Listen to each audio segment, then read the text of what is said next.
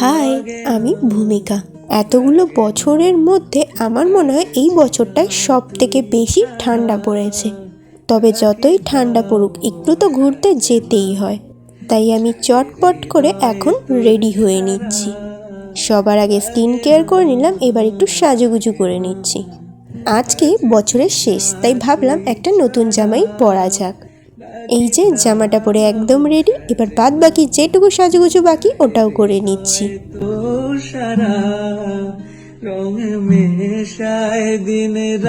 এই শীতকালে যতই ভালো জামা পরি না কেন, তার উপরে একটা সোয়েটার তো পরতেই হয়। আর আমাদের মেয়েদের কাছে মনে হয় এটাই সবচেয়ে কষ্টের বিষয়। তো যাই হোক, আমি রেডি হয়ে চলে গেলাম আমাদের এখানকার বাণীপুর লোক উৎসবে। আর এটা আমাদের এখানকার সব থেকে বড় মেলার কিছু কিছু জিনিস আমি লাস্টে দিয়ে দিলাম।